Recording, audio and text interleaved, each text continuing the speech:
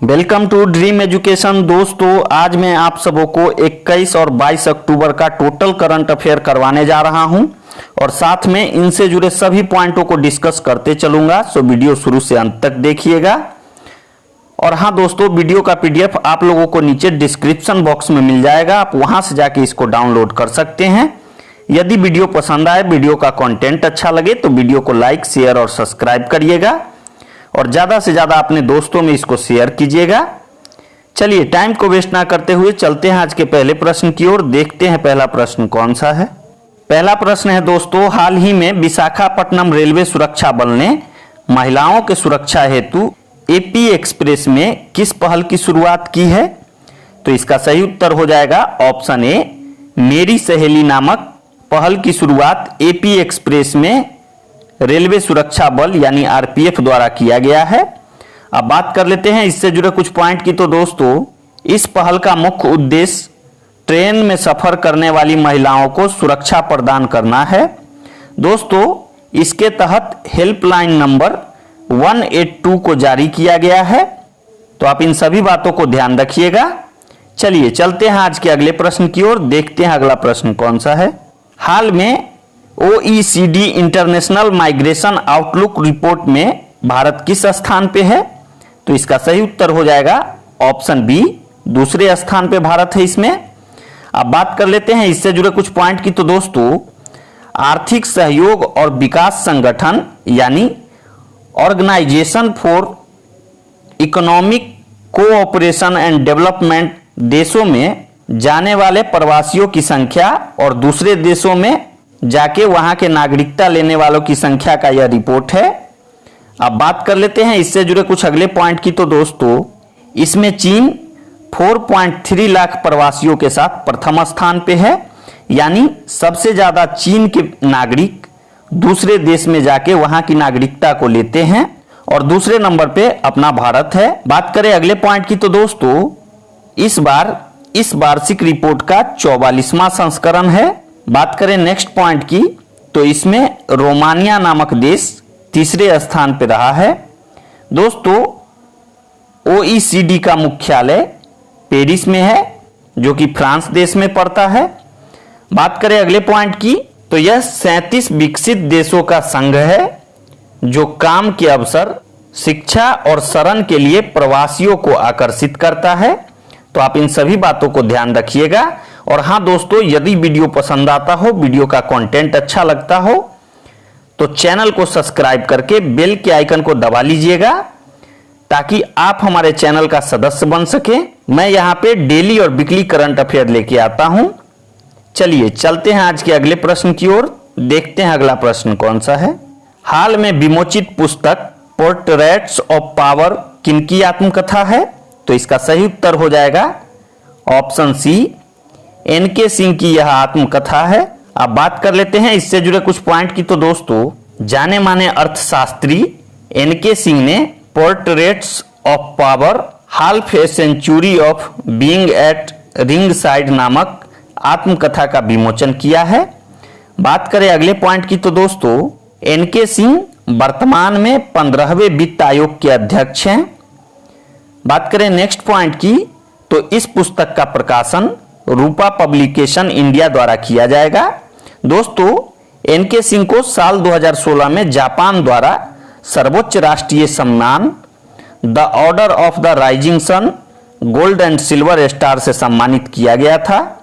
तो आप इन सभी बातों को ध्यान रखिएगा। और हाँ दोस्तों, कल के लिए माफी चाहूंगा, कल बहुत ही अर्जेंट काम हो जाने के कारण मैं आप सबों के लिए करंट अफेयर लेके नहीं आ पाया, इसलिए मैं आज दोनों दिन का करंट अफेयर आपको एक साथ में करवा रहा हूं।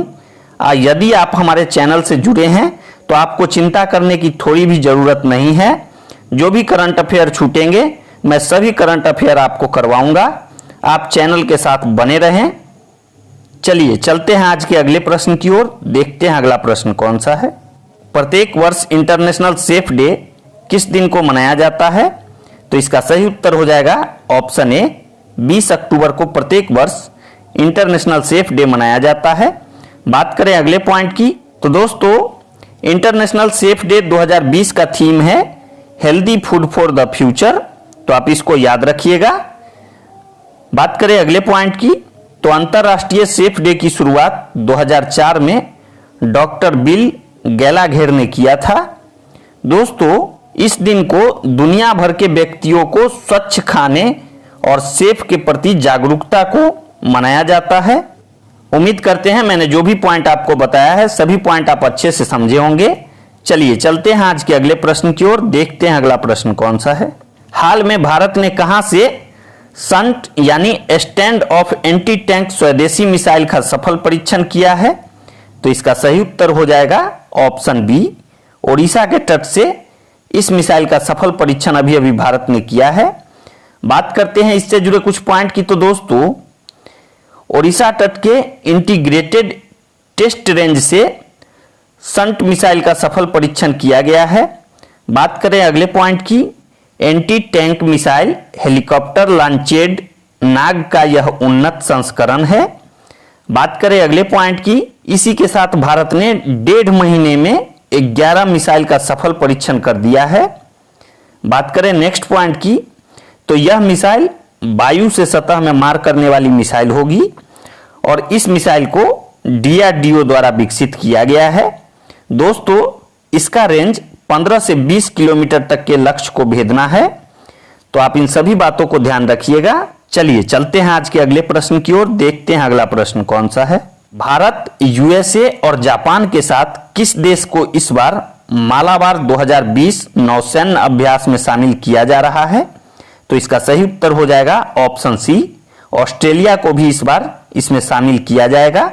अब बात कर लेते हैं इससे जुड़े कुछ पॉइंट की, तो दोस्तों भारत ने ऑस्ट्रेलिया को नवंबर 2020 में बंगाल की खाड़ी और अरब सागर में आयोजित होने वाली त्रिपक्षीय नौसैन्य अभ्यास मालाबार 2020 में भाग लेने को निमंत्रण भेजा है। बात करें अगले पॉइंट की, तो इस अभ्यास को नॉन कॉन्टैक्ट एट सी यानी समुद्र में संपर्क रहित के तर्ज पर आयोजित किया जाएगा। बात करें अगले पॉइंट की, तो इसकी शुरुआत 1992 में भारत अमेरिका के बीच द्विपक्षीय नौसैन्य अभ्यास के रूप में हुआ था और बाद में इसमें जापान को भी जोड़ लिया गया और अब इसमें ऑस्ट्रेलिया को भी जोड़ लिया गया है, तो आप इन सभी बातों को ध्यान रखिएगा। बात करें अगले पॉइंट की, तो नौसेना प्रमुख एडमिरल करमबीर सिंह हैं।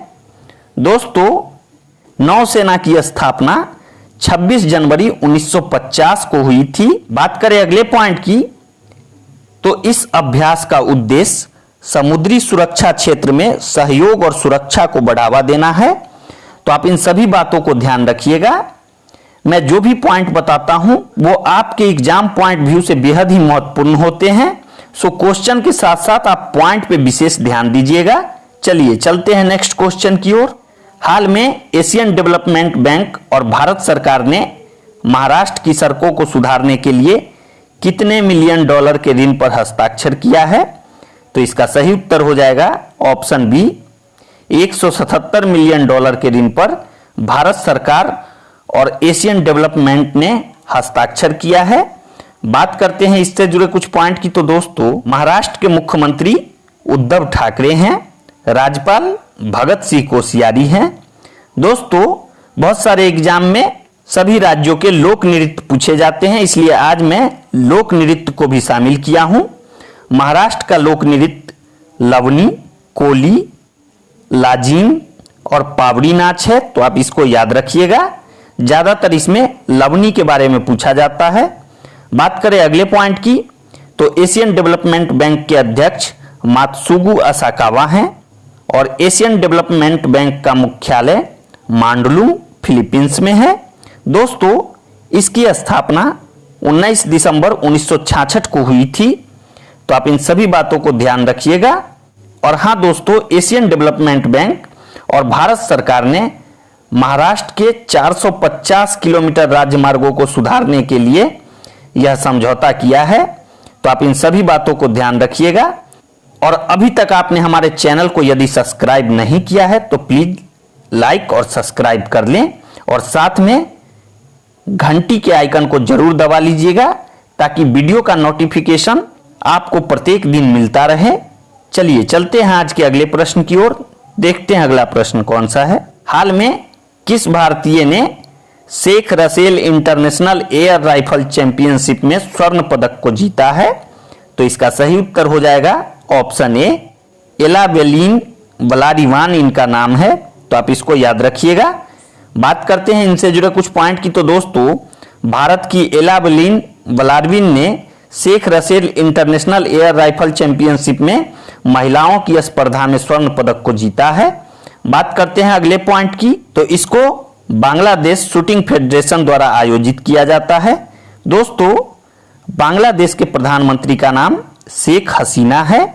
बांग्लादेश की राजधानी ढाका है और वहां की मुद्रा टका है, तो आप इसको अच्छे से याद रखिएगा। ये सभी पॉइंट आपके एग्जाम के लिए बेहद ही महत्वपूर्ण हैं। दोस्तों, इस शूटिंग चैंपियनशिप में 6 देशों के निशानेबाजों ने भाग लिया था, जिसमें कि Bangladesh, Bharat, Japan, Korea, Indonesia और भूटान थे। तो आप इन सभी बातों को ध्यान रखिएगा। चलिए चलते हैं नेक्स्ट क्वेश्चन की ओर। हाल में किस राज्य के गवर्नर ने महिलाओं की सुरक्षा के लिए सेफ सिटी प्रोजेक्ट का शुभारंभ किया है? तो इसका सही उत्तर हो जाएगा ऑप्शन बी, उत्तर प्रदेश के गवर्नर ने सेफ सिटी प्रोजेक्ट को अभी अभी लॉन्च किया है। अब बात कर लेते हैं इससे जुड़े कुछ पॉइंट की। तो दोस्तों, यह परियोजना 180 दिनों तक चलेगा, जिसके तहत पुलिस वाले सार्वजनिक स्थल पर महिलाओं की सुरक्षा को सुनिश्चित करेंगे। बात करें नेक्स्ट पॉइंट की। तो इसके तहत 100 गुलाबी स्कूटी और 10 4 पहिया वाहन पुलिस को दिया जाएगा। दोस्तों, यूपी के मुख्यमंत्री का नाम योगी आदित्यनाथ है और यूपी के राज्यपाल आनंदीबेन पटेल हैं, जैसा कि आप सभी ने पिक्चर में उनको देखा है। दोस्तों, यूपी का प्रमुख लोक नृत्य कथक, रामलीला, रासलीला, चरकुला और रसिया है। तो आप इन सभी पॉइंटों को याद रखिएगा। बहुत सारे एग्जाम में लोक नृत्य के बारे में पूछे जाते हैं। चलिए चलते हैं आज के अगले प्रश्न की ओर। देखते हैं अगला प्रश्न कौन सा है। हाल में किस राज्य में काती बिहू फेस्टिवल मनाया गया है? तो इसका सही उत्तर हो जाएगा ऑप्शन सी, असम में काती बिहू फेस्टिवल को मनाया गया है। दोस्तों, जैसा कि हमने पहले भी बताया था, बिहू असम का प्रमुख त्योहार है। बात करते हैं इससे जुड़े कुछ पॉइंट की। तो दोस्तों, काती बिहू को कंगाली बिहू यानी गरीबों के त्योहार के नाम से भी जाना जाता है। दोस्तों, असम के मुख्यमंत्री का नाम सर्बानंद सोनोवाल है। असम के राज्यपाल जगदीश मुखी हैं। यहां एक पॉइंट और मैं बता दूं दोस्तों, यह त्योहार मुख्य रूप से जब फसल उगने की अवस्था में होती है और किसान के अनाज घट रहे होते हैं, तब यानी अक्टूबर के मध्य में मनाया जाता है। तो आप इसको याद रखिएगा। चलिए चलते हैं आज के अगले प्रश्न की ओर। देखते हैं अगला प्रश्न कौन सा है। हाल में जारी एशिया पावर इंडेक्स 2020 में भारत को किस स्थान पर रखा गया है? तो इसका सही उत्तर हो जाएगा ऑप्शन बी, भारत को इसमें चौथे स्थान पर रखा गया है। अब बात कर लेते हैं इससे जुड़े कुछ पॉइंट की। तो दोस्तों, सिडनी स्थित लोबी इंस्टीट्यूट द्वारा जारी एशिया पावर इंडेक्स 2020 में भारत को चौथा सबसे शक्तिशाली देश बताया गया है। बात करें अगले पॉइंट की। तो इस इंडेक्स में एशिया प्रशांत को प्रभावित करने वाले सबसे शक्तिशाली देश के रूप में अमेरिका को 81.6 स्कोर के साथ सबसे प्रथम स्थान पर रखा गया है। दूसरे स्थान पे चीन को 76.1 स्कोर के साथ रखा गया है और तीसरे स्थान पे जापान को 41 स्कोर के साथ रखा गया है।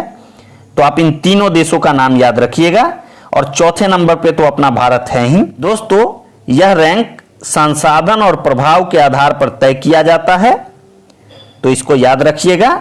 और यदि आपने अभी तक हमारे चैनल को लाइक और सब्सक्राइब नहीं किया है और आप चैनल पे नए आए हैं, तो प्लीज लाइक और सब्सक्राइब करके आप हमारे चैनल का मेंबर बन सकते हैं, ताकि डेली और वीकली करंट आपको ऐसे ही मिलते रहें।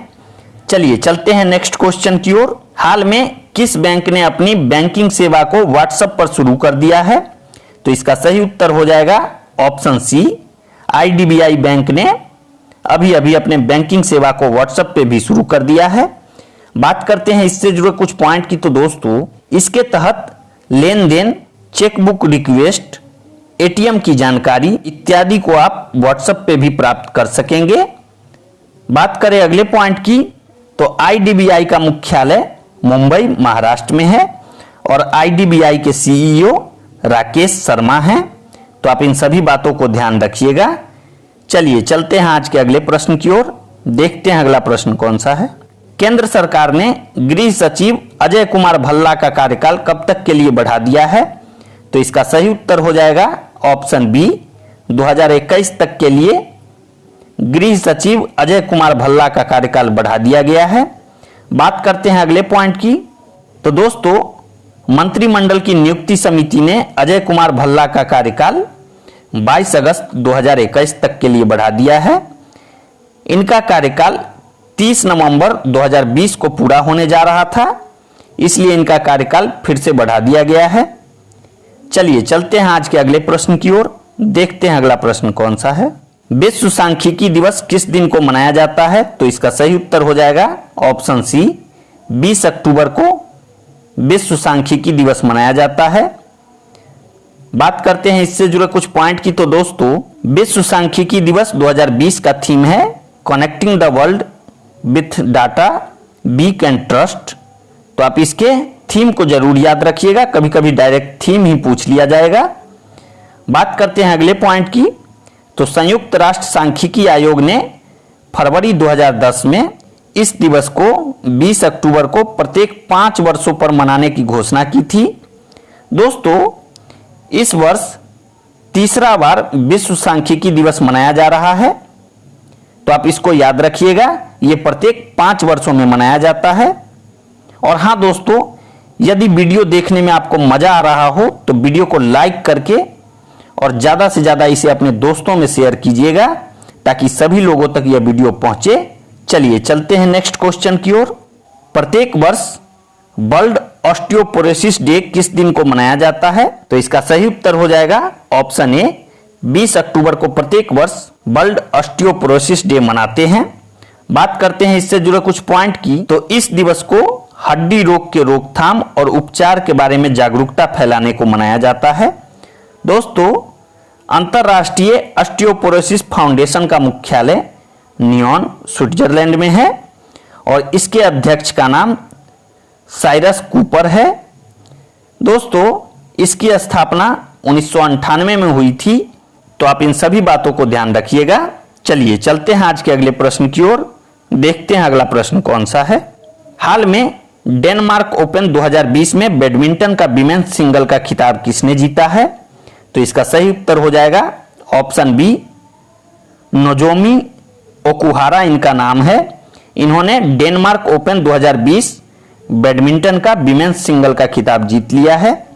बात करते हैं इनसे जुड़े कुछ पॉइंट की, तो दोस्तों जापान की पूर्व चैंपियन नोजोमी ओकुहारा ने 3 बार की विजेता कैरोलिना को हराकर डेनमार्क ओपन 2020 को जीत लिया है। बात करें अगले पॉइंट की, तो दोस्तों मेंस सिंगल में डेनमार्क के एंडर्स एंटोनसेन ने रेसमस जेमेके को हराकर यह खिताब को जीत लिया है। और भी मेंस डबल, महिला डबल और मिक्स डबल को किस किस ने जीता है, ये सभी के नाम मैं आपको चार्ट में दिखा रहा हूं। आप चार्ट में देख के इन सभी का नाम याद रख सकते हैं, और यदि आपको याद ना रहे तो वीडियो को रोक के अपने नोटबुक में इसको लिख लीजिएगा। दोस्तों मेंस डबल्स का खिताब मार्कस इलिंस और चिरिस लंगराइज जो कि इंग्लैंड के हैं, इन्होंने जीता है। और महिला डबल्स में युकी कुकुशिमा और सयाका हिरोटा जो कि जापान के हैं, इन्होंने जीता है। तो आप इन सभी का नाम अच्छे से याद रखिएगा, मैं आपको पिक्चर में दिखा दे रहा हूं। अब बारी है दोस्तों आज के प्रश्न की, तो चलिए देखते हैं आज हमने आप सबों के लिए कौन से प्रश्न को रखा है। हाल में नितिन गडकरी ने किस राज्य में मल्टी मॉडल लॉजिस्टिक पार्क का नींव रखा है? 4 ऑप्शन आपके सामने हैं, इनमें से कोई एक सही है। आप हमें कमेंट बॉक्स में इसका उत्तर बता सकते हैं। तो दोस्तों कैसा लगा यह वीडियो कमेंट करके जरूर बताइएगा। आज के लिए इतना ही। Thanks for watching.